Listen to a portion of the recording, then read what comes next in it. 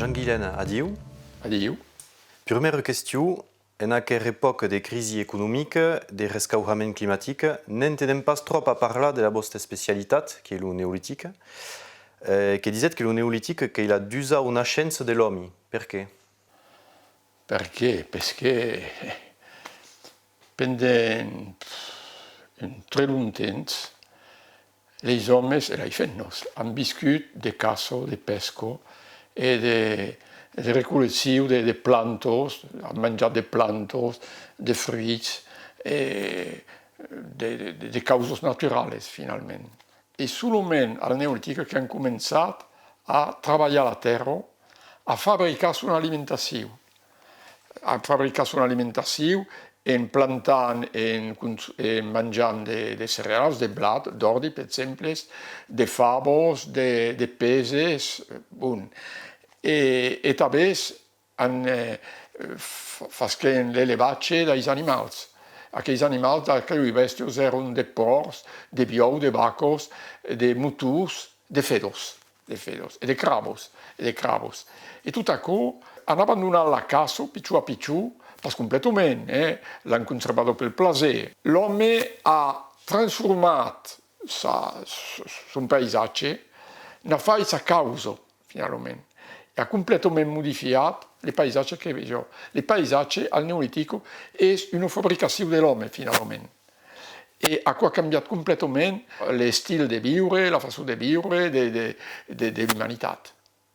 Qui en gros l'influenza del Neolitico. Si dice che è una rivoluzione.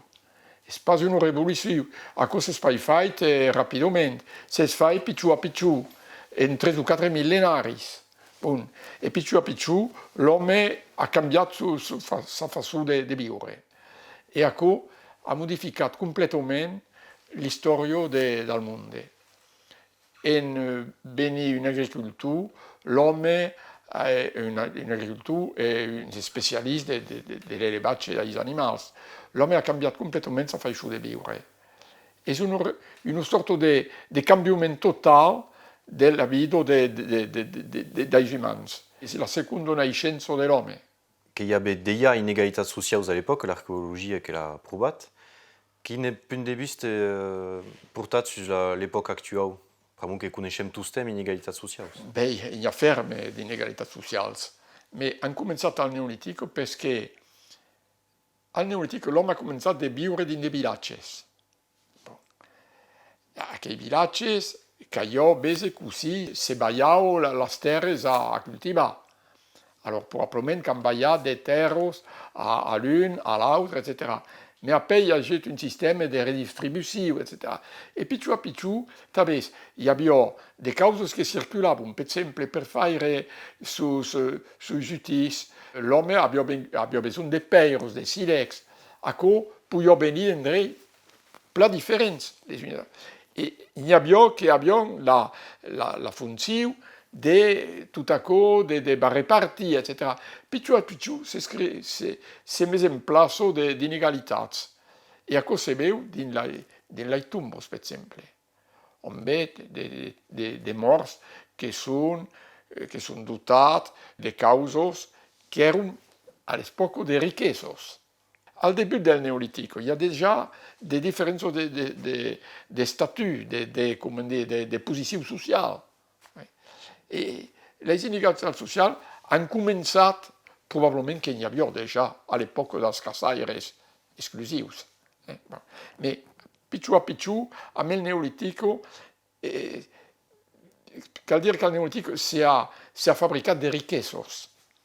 Les que havia un più gran tropel, les que havia un camp que era millor per cultivar, etc. Pitjor a pitjor, hi havia de riques i de paures. E aquò ha començat a aquell moment. E s'è sviluppat quand les siècles són en quelque sorte encadenats. Qu'est-ce qui nous relie encore aux hommes à la scène du néolithique, physiquement, qui eren comme nous autres? Comme nous autres. En les sapiens, les més anciens que se coneixen són de 300.000 anys. En des sapiens, des empells. e les hommes del Neolitic erano come nosaltres.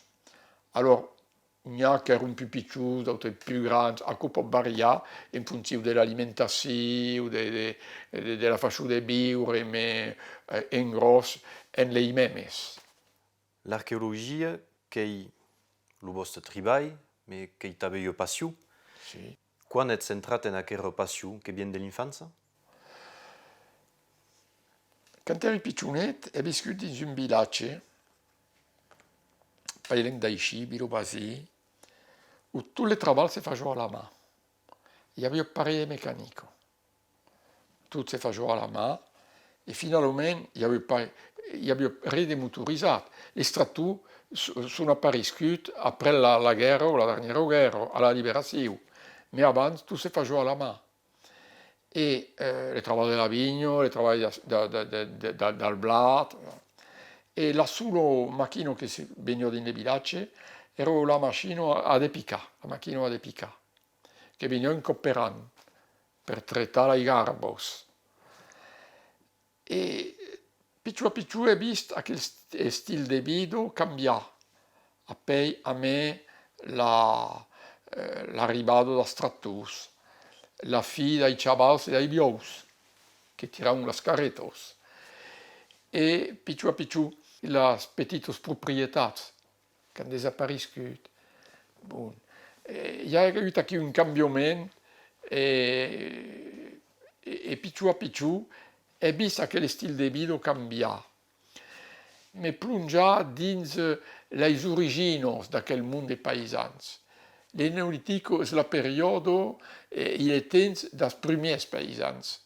E a com ha toujours treballat e fusquet al départ de ma vocació d'archeologo. La vostra famille, che è una famiglia di paesani? Sì, erano tutti dei paesans in aquel momento. Vivion de què? Vivion de la vigna, vivion dal prat, vivion de l'hort, vivion de les galinos che levavano. En tutti, descendent tutti dei paesans finalmente. E io come autrice. Che avete un moment où il y a eu la guerra che avete bucat. Quin subies guardat de la guerra? Mi souveni della guerra, mi souveni perché meus parents erano a Carcassonne, io vivevo a Carcassonne, ma andavo al villaggio dove abbiamo meus pairis, il padre e la madre di mia madre.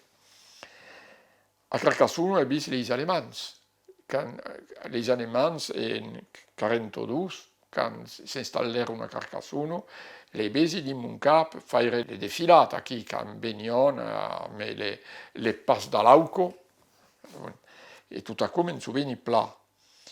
Mi souveni campeten venguet a Carcassonne taves, faceva una sorta di Tour de France. Bon. Ma soprattutto è vissuto pendent quel periodo, pendent qualche temps, a Bilobasì. E a Bilobasì, dins aquel villaggio, havia un maquis che era pas plalenc dal villaggio. E aquel maquis de temps en temps faceva des cots, anavano sulla ruta nazionale de Limous, de Carcassonne, per ensaggiare d'arrestare o de tirare sus camions alemans.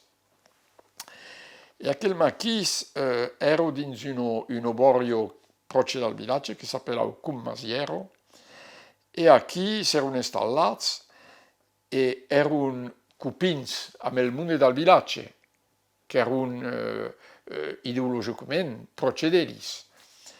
E alla der memes hi havia les boulangers, n'est-ce pas, les boulangers che alimentavano les maquis. E un giorno les Allemands vengueren, tueron aquel boulanger, e apoi aneron tirar sur les che erano al maquis, alla ferma de Cummasiero. Les maquisards futterono le camp rapidamente. Ma un paure maquisard, un negre ero, che era demorato qui per bagliare l'illusione agli Allemands che erano pla numerose a quel fusquet tuato e si è enterrato a Bilobasì. E a come ha marcato, perché gli Allemands al villaggio abbiamo deciso di mettere le foche al villaggio, se poi acabar con Mauro sul clan finalmente.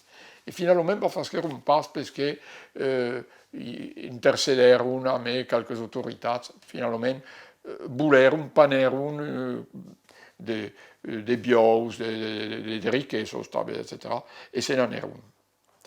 Mais tu beni pla de souvenirs de la guerra. E udrin militar, donc, comença be temps udrin meia paziu, l'entrada dins lo treball e las grandes descobertes arqueologiques. So que lo gran moment, mei estunant, la grande descoberta, la mei estunant ou la mei excitante lieu, que avètz conegut. C'est un peu difficile de répondre à la question parce que il y a des plazés en archéologie, sont des petits plazés, mais sont forts, mais espai de découvertes extraordinarios. Per esempio, mi souveni che quando fouillavi in un grotto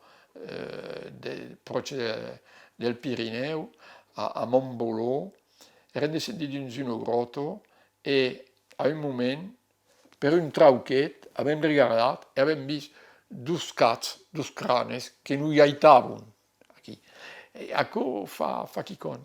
Un altro cop a Cipro, a Cipro, abbiamo trappato la foglia di un puzzo, che era completamente completo di peros, un cap sculptato che rappresentava un gatto di gatto. E ecco crea un'emozione. Bon. A poi si dormido, hai le trabalcutia fa che, bon, mais après il y a des places qui sont des places ligats à la carrière. Per esempio, quand Fuscheri è gita al Collegio de Francia, Fuschet per io un gran plaisir. T'avais quand Fuscheri è gita all'Accademia, a Paris, à l'Institut. Bon. Tout à coup, il n'y a pas un plaisir mieux que les autres. Il y a toute une série de plaisirs différents les uns des autres. Que vam parlar, adar, que vam tornar sur l'histoire, la grande histoire. Vraiment que disait que il y a le grand public qui tous tem udrin en retard sur les recherches scientifiques. Recherches scientifiques en archéologie que n'y a but uhesh au siècle XX et adar enquera. So que la grande différence entre ce que pense le grand public et un enem au niveau archéologique. Pensi che il grand public è informato, il grand public a Roma, la televisione, quando il y a uno scoperto nuovo, ma pensi che il grand public, uno partito dal grand public, se fa dell'archeologia uno visivo un po' romantico. Indiana Jones, c'est troppo qualche civilisation mystérieuse. Tout à coup n'existe pas quand c'est sur le camp, quand travaillant. Cada fouillure a son carat qui prende notes, prende mesures. Bon, il y a une vision un peu romantique de l'archéologie qui est intéressante en même temps, parce que baio de placer alle che scuto, che la veille, mais en réalité, nous devons méfier un peu d'une spéculation qui finalement ne correspond pas à la réalité du travail dans le camp. C'est calme ça. Mais en tous les admiratifs, d'avance d'une découverte extraordinaire, normal. Et tant le public comme l'archéologue elle-même. Per exemple, la société matriarcale qui a béré et existat ou pas. Alors, à tal, il y a des spéculations qui ont la vie dure. A causa che l'histoire del matriarcat è partito al secolo XIX d'antropologistas che pensavano che a un momento dell'storia dell'umanità le femmine avevano avuto un poder un punto di vista sociale, politico, che abbiamo finalmente menato, dirigiato la società. Bon. Ma si è mostrato les mêmes antropologues plus tard, les dai segli XX, hanno mostrato che infatti abbiamo pas jamais esistat de societats matriarcales e che in qualche società le femmes podiano avere qualche poder, ma jamais un poder total sulla società. E che finalmente ancora era un po' un miti, uno visivo un po' estrapolato, speculativa, finalmente speculativo.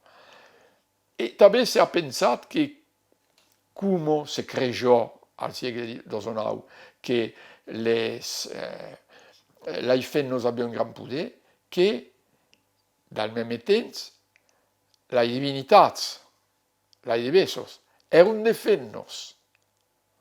D'où aquel miti también, través de la divisa maire, tout à coup.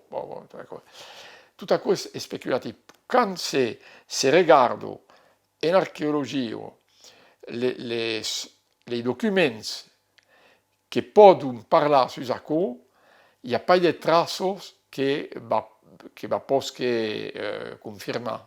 Per esempio, le figurinos, aquellos piccoli statuetos che si trovano al Neolitico, n'hi ha che tenen de pupos udancos grossos. Si dice, la fenno, la che vaio la vido, la fertilità, la fecundità, ma n'hi ha che sono secos, che sono magros come dalencados. A vez, che ne facen d'aquellos? Ma si te mettes a regardar solament ce che va dintre direzione, avràs toujours raison. Ma si prenes pas en compte ce che hi ha a costat e che és una contradicció de ce que podes pensar, a la vez és pas logique. Qu'il y avait une super symbolisation de tout ce qui bedem du passat. Sì. Se calme fisa, car è un po' prudent perché hi ha des causes e che continuano de correre nella letteratura, ma che sono pas dimostrati da un punto di vista dell'archeologia, della prova archeologica di tutto ciò. Et il y avait tabé l'idée d'aller pescar le passat, qu'au qui boulerait même le futur, que pensi au féminisme par exemple. Sì, allora, a cosa interessante, perché al momento non il n'y a pas gaire, il y a une cinquantaine d'années. Il y a un archeologo lituaniano, mais che travaillava agli Stati Uniti, che aveva reintrodotto aquel culto della divisa maire. E les féministes, en aquel moment, il y avait un mouvement féministe plus fort aux États-Unis. Et il y avait un groupe qui disait, mais a existé à un moment de l'histoire de l'humanité, un moment où les femmes avaient un pouvoir, etc. Et se basaient sur ce que disait aquel professeur qui parlait, s'appelait Maria Gimbutas. Et en réalité, era una speculazione. E giustamente, d'autres historianos del femminisme hanno detto, attenzione, si volen essere credibili, si volen essere presi al serio, non podem pas appuyare su una teoria che è puramente speculativa. Devono avere delle prove di tutto ciò. E le prove in archeologia, da quello divisa maire, esistono pas in realtà. Che la medice causa della violenza, che sembra un'idea della preistoria, senza guerra, tutto ciò, e finalmente che sembra percepito che non. È come mai, perché io penso che la violenza ha sempre esistito. Les paleolíticos, les caçaires dell'origine, penso che si battono. Allora, los neolíticos si battono, si ha pensato che la violenza e la guerra abbiano cominciato al Neolitico, perché il Neolitico il y a des richesses al Neolitico. Les cas de Saddeblatz, per esempio, che ha un buon truppel, etc., l'autre dal villaggio a Costanna Paz, può pensare, le va tuare o le va rasiare per prendere il cas. C'est-à-dire, la violenza e la guerra hanno cominciato quando il y avait des causes a Panà, al Bézi. Bon. Mais la guerra se manifestent pas seulement quand il y a des causes a Panà. Il y a des raisons diverses de faire la guerra. Les plaisirs de se battre. Per esempio, une dispute. Per esempio, quand il y a une mort dans une communauté, et à quel mort, per esempio, si dice, les villages Bézi nous ont jeté une sorte. Les anans arrêtent et te vas battre contre les villages Bézi. Non, les motifs, les raisons des guerres ne sont pas forcément des raisons matérialistes. Alors, des guerres, il y a eu al Néolithique, il y a eu, avec des représentations, des confrontations, des guerres entre. Alors, c'est tiré un dessus à l'arc. Et après, pour la fin du Néolithique, on a inventé les pugnals, le poignard, si c'est pour dire en occitan. C'est dit les pugnals en espagnol. Bon.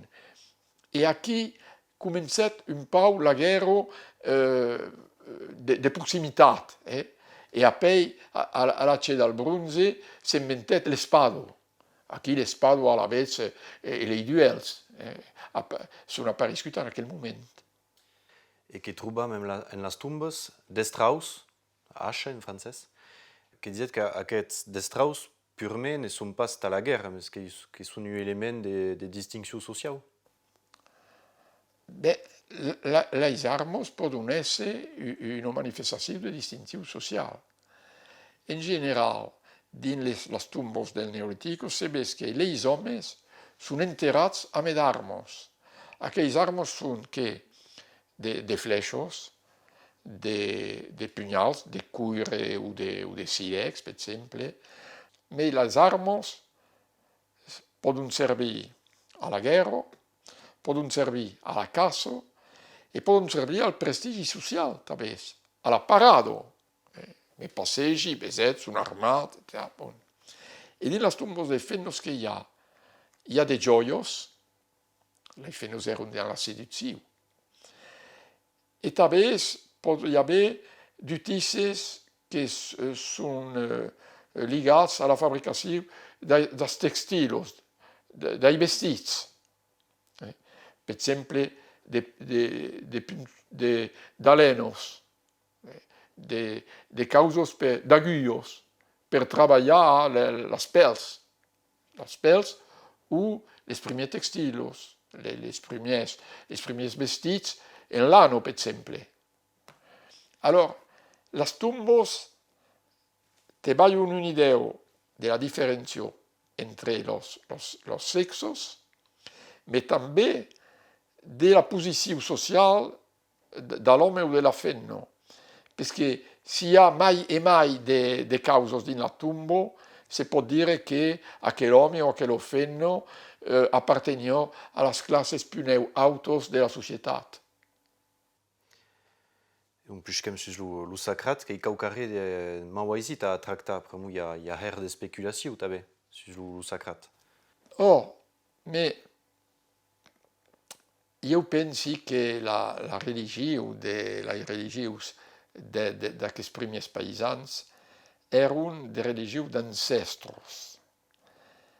Perché un gruppo di paesani, un villaggio, si installa a un endroit e comincia a deforestare tutto ciò che si passa autour per avere dei campi, per avere che nourrir i bestiu, etc. Bon.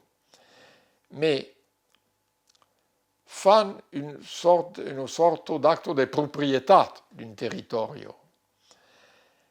E la religion de los ancestros és un faixú de se garantir que abans d'autres, les ascendents, havien fait acte de propietat sur aquell territori e conservar la religió dels ancestros era un faixú, finalment, de demostrar que eren proprietaris d'aquella terra e que aquella propietat remuntava als temps où els ancestres eren pel primer cop instal·lats sur aquella terra.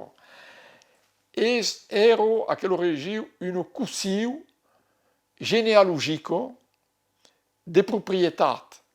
E aquò era entretengut probablement per d'historios e si attribuava a aquests ancestros de causes que eren reals o que existaven pas. Mais un faixú de mitificar la tradició. Mais se pot saber que aquests paisans podien haver causes de ceremonies per exemple, ce que permetia la cultura. Per exemple, les soleils, la plage, parce que viviam de la terra. E aquò era possible, també. Mais cresi pas. Alors, podia haver des riti de fecunditat, aquò és possible. Mais aquella religió era pas una religió que per se mettiam a genoux aquí davant qualque diu o qualque divisa, perquè hem pas brico sigur que les divinitats eren representados d'un faixú d'antropomorfo, c'est-à-dire com vell ou havent des representacions d'un diu ou d'un diverso que són des representacions antropomorfiques. Aquò n'hem pas brico sigurs. Et il y avait une vénération dos éléments naturels, le soleil, la pluie. Probablement. Et ce que parce que finalement, c'est vrai qu'il y avait des rites qui se faisaient sur les montagnes, al plus fond des grottes, al plus fond des bosques. Il y avait des relations entre les éléments naturels et ce que podem pensar. Per exemple, c'est vrai que dans quelques grottes s'est atrapat des fox, s'est atrapat des peintures sur les murailles de la grotte. Tout à coup en relation probablement avec un culte, per exemple, qu'il y avait d'une aigua naturelle. Il y avait des rites, aquò n'en sigur. Mais après, il n'y a pas d'autres preuves archéologiques de créances, par exemple, en une divisa maire, comme c'est écrit. Mais il y a plein d'archéologues et del grand public que pensent encara que aquò existava. Mais aquò és un faixú de debatre, de discutar dins la comunitat dels arqueòlegs, també. Donc, avem trobat her d'objectes en les tombes, que l'avait dit, qu'avait exploré tombes, vous savez. Sí. Et il y avait, n'est pas une question gaulleuse, et il y avait objectes que Jean Guilaine porterait en la sua tombe. Si vous autres partits, un moment dat, du costat dos morts, Sí. et vous verrez qu'il y a un objecte particulier de vous autres, en la vostra tombe, et vous l'êtes un objecte, vous savez ou pas. Le cas de gat de Chypre, que abbiamo trovato a Chypre, che rappresenta la domesticazione di una bestia di compagnia. Aquò mi agrada io, finalmente. Io pas pensate, io che mi fa pensare. Sì. Al même temps, aquò è la dimostrazione un po' del Neolitico. Che è quello del Neolitico? È il momento où l'uomo cominciò a divenire le maître della natura. Perché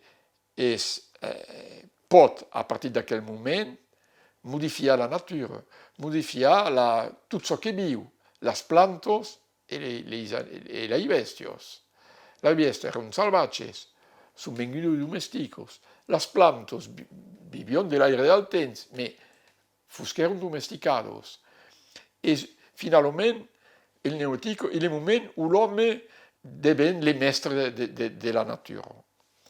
Et la domesticació de les plantes ou dels animals és la demonstració d'aquell poder nouvel de l'home.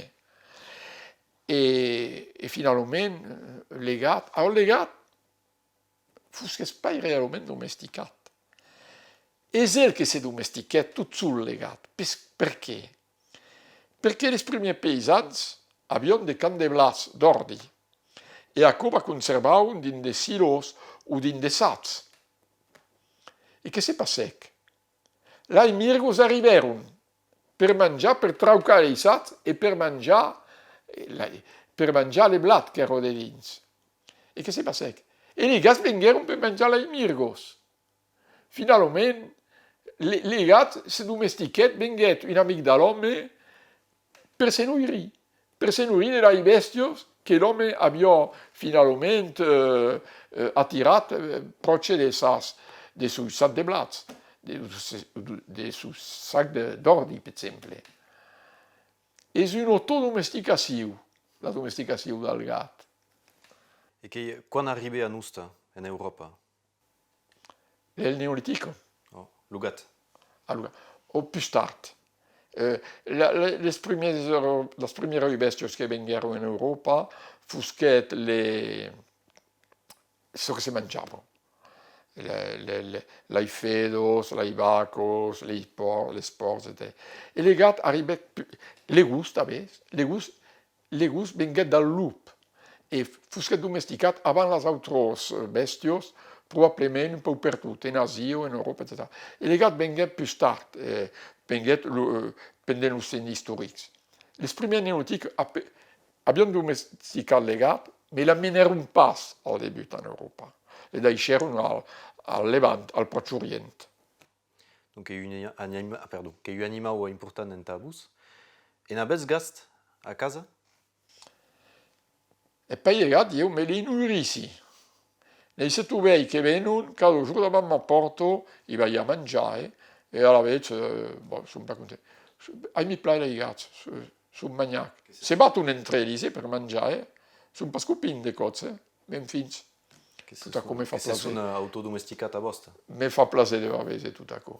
Acabem parlat de l'arqueologia com a ciència, hi ha també la seva aplicació a l'escola. Sí. Et aquí ho he trobat que hi ha eu un manque d'ensenyament d'un neolític o de la prehistòria en general. La prehistòria en general. La prehistòria en general representa 99% de l'història de l'humanitat. E en general, al liceu, al col·legi, si consacra un parell d'hores. És pas prou. E finalment, ce que se passa és que els infants assimilen pas pla aquò e mesclen completament le paleolitico, le neolitico, etc. Perquè hi ha un problema de cronologia que és pas pla cernat, perquè hi ha pas prou d'hores que són acordats a l'ensenyament de la prehistòria. E perquè la prehistòria és complicat. La prehistòria ne può pas dire. È un termine che cubro de causes trop differenti les unes dels altres. Els primers homes, hi ha 2 o 3 milions d'annados, eren de charognars, mangiaven la vianda dels animals que havien cremat naturalment. Après, si faisais una comparació amb, per exemple, les paleolitics, ce qu'appellent les paleolitics superiors, que eren les grans caçaires que han pintrat dins les grottes de causes extraordinàries. És un món completament diferent. Les paisans que vivien dans el vilatge de Neolític eren encara diferents. Les que vivien dins les viles de l'Age del Bronze en Orient eren encara de causes diferents. És per això que el terme de prehistòria cubro de causes talment diferents que apaiescents e l'ensenyament devria insistir de façon différente sur caduno daqueles periodos. E recobrir tout à coup sous une nom la préhistoire n'a pas grand sens. Et du cop qu'il y a eu répercussions liées entre les historias, qui sont mal vistes les historias de la préhistoire par rapport aux autres. C'est-à-dire que, comment se peut définir la préhistoire? Les historiens ont dit, quand il n'y a pas d'écriture, il y a la préhistoire. Et quand il y a l'écriture, il y a l'histoire. Mais qu'est-ce que veut dire ça? L'écriture, quand au début commençait, il y avait quelques personnes qui la pratiquaient. Et en général, per faire des contes ou per raconter des histoires qui concernaient seulement les mestres, les qui avaient la puissance, la force, les pouders. Bon. Alors finalement, l'écriture, je crois, n'est pas une bonne cause pour définir ce qui est préhistorique et ce qui l'espace. Mais c'est comme qu'on fait une sorte de démarcation entre les qui ne connaissent pas l'écriture et les qui la connaissent. En Europe, par exemple, en Russie, l'écriture arrive au siècle X de notre ère. Tout à coup, c'est difficile de faire la démarcation entre préhistoire et histoire.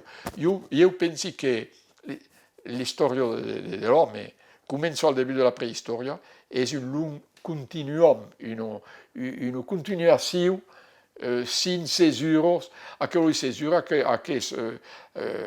aquelles coupures sont des causes historiantes et correspondent pas à la réalité, finalement, de la complication de la civilisation. Les frises chronologiques qui seraient trop simplistes, lieu.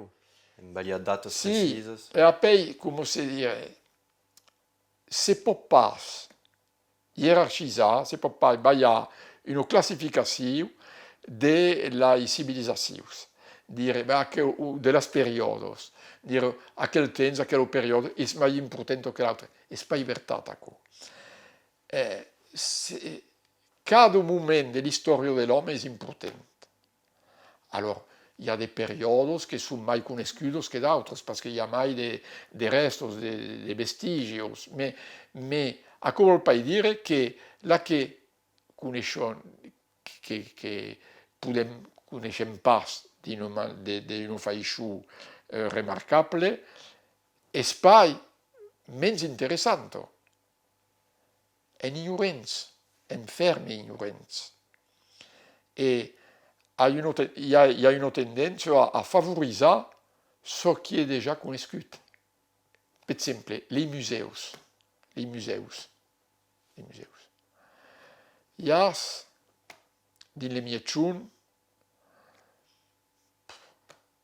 10 ou 15 musées de l'époque romane.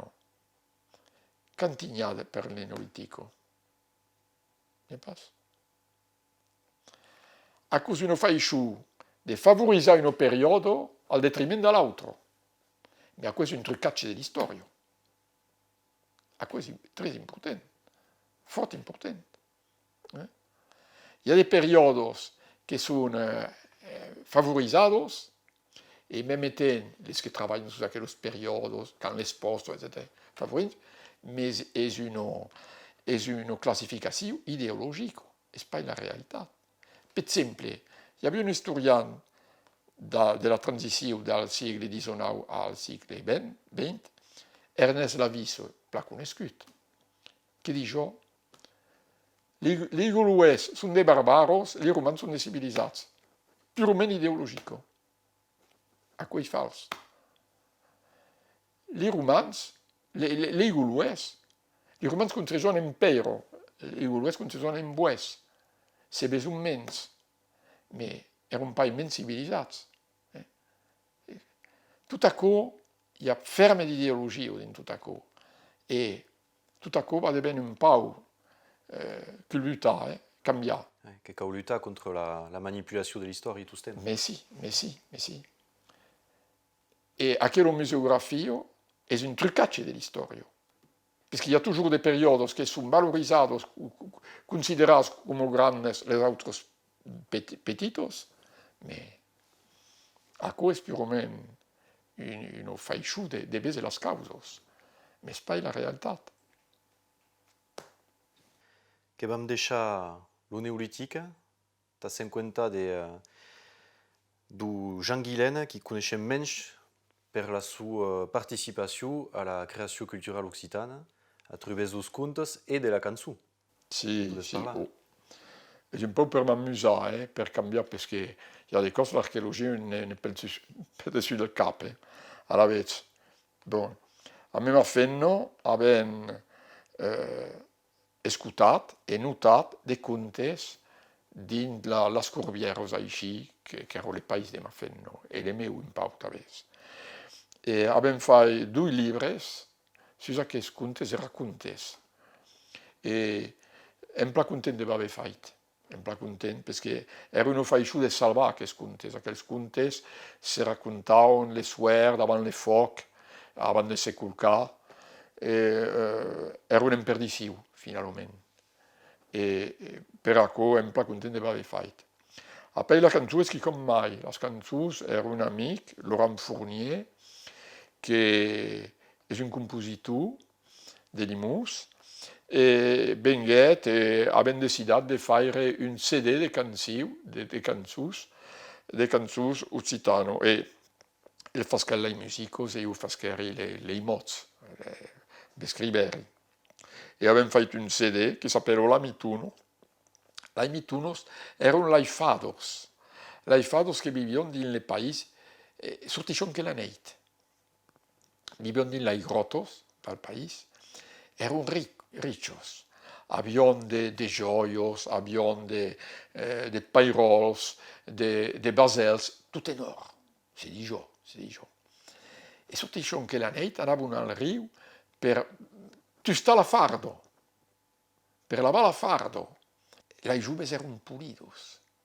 E les joves dai villages aquí erano interdits d'anar ai veses. Ma ells sortiscion la neit, s'amagaven dans qualque bartas e gaitaven e tombaven amorós d'aquellos. E acò finalment venien un peu mabul, perdion le babarot. E aquí laimitunos, laifados. Ma l'encantado de Nadal és un peu un omituno.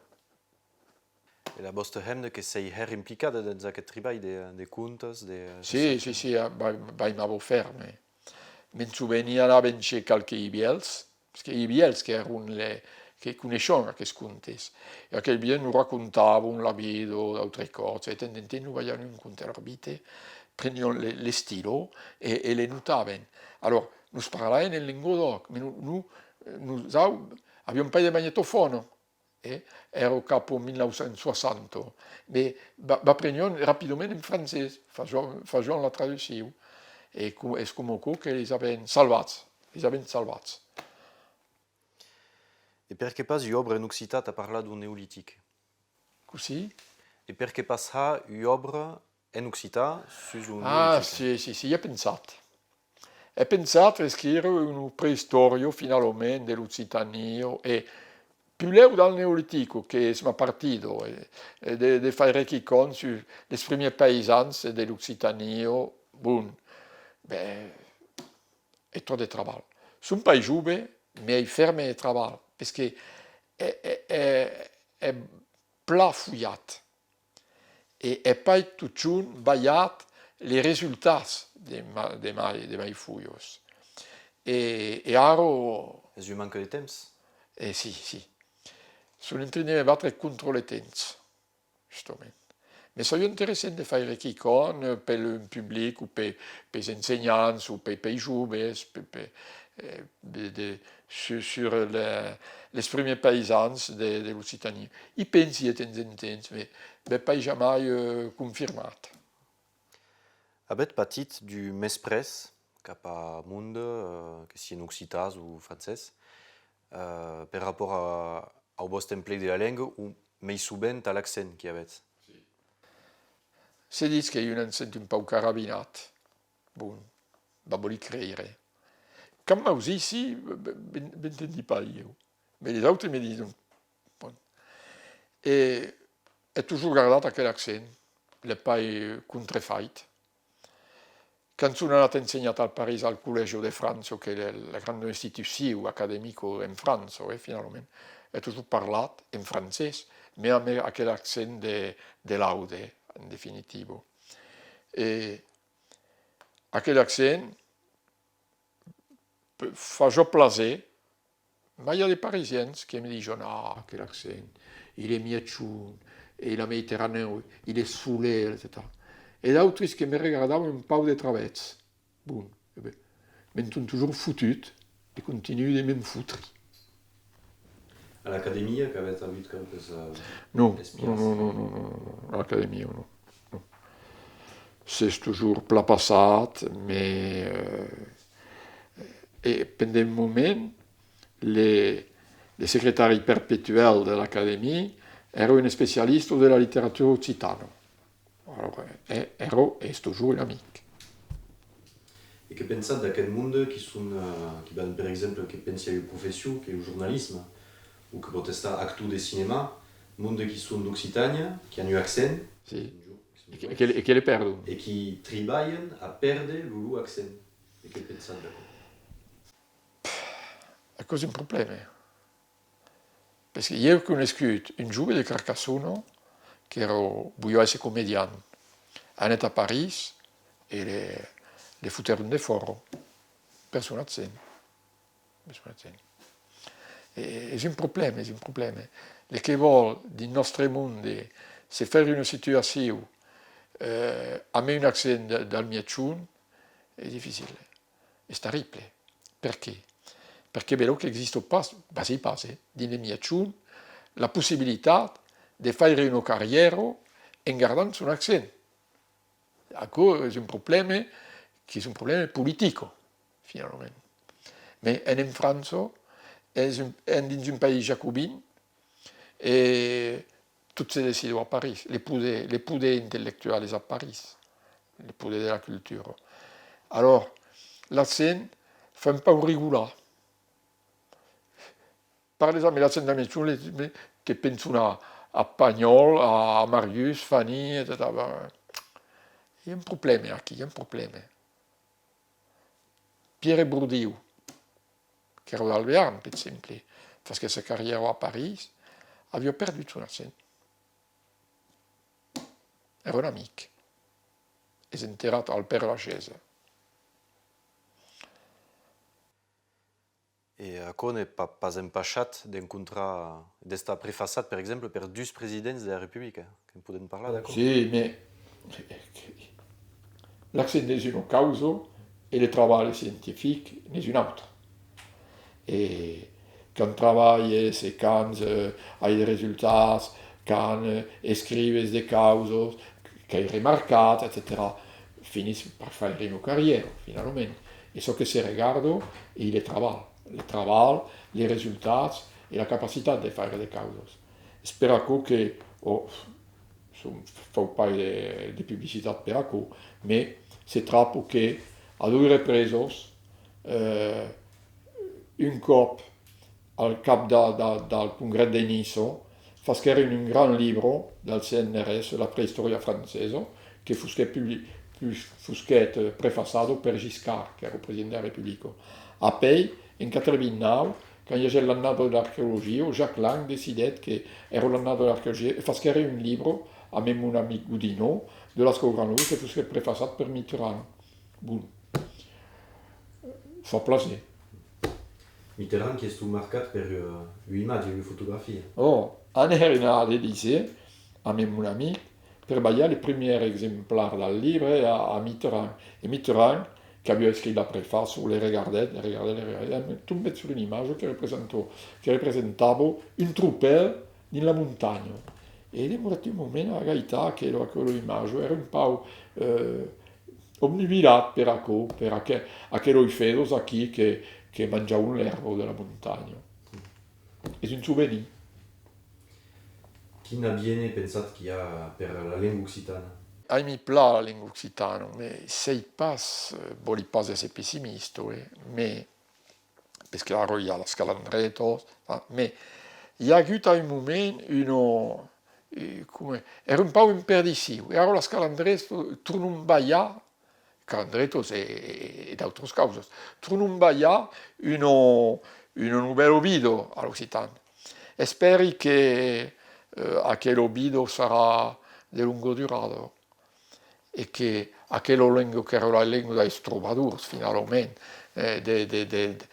dei gran momenti intellettuali dal Moyen-Âge, che tutto a coup tornerà a avere un nuovo obido.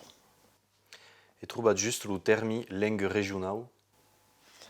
A mi passa che il termine lingua regionale, perché vuol pare dire, una lingua potesse parlare per 10 milioni di abitanti e un'altra per 3, si può pas dire che la seconda è inferiore e regionale, perché ciò che è nazionale, ciò che è regionale, e finalmente è una decisione politica, ma è pas una decisione intellettuale e culturale. E l'occitano è una lingua, è pas una lingua regionale. Io darrera question, che serait le messaggio, o meglio, ce qui voudrait que l'humanité badesse? Pramo che hem dans une époque complicada, on destruisim la planète, on y a tous tem inégalitats socials, mais il y en a mai granes, et pensat que l'humanité va poder demorar longtemps sur terre. Sono pas pla sigur de l'avenir. Sono pas Madame Soulel, bon, ma pensi che il gros problema dell'umanità è il problema della dominazione. La dominazione per tutto, entre l'uomo e la femmina, dominazione politica, dominazione religiosa, dominazione sindicale. E formatas, che nascono formatas per la nostra cultura, tutto a coup. Et les cultures sont toujours fonctionnent en fonction de la domination. Et c'est à quelle notion de domination que se deu modifier finalement per vivre dans un monde plus égalitaire, plus ouvert l'un à l'autre. Bon, io credo che sia così. Mais, chi sa? Bello che l'uomo vendrà più sacce, più tardi. Ne sono pas pla sigur. Infine, esattamente. Et merci.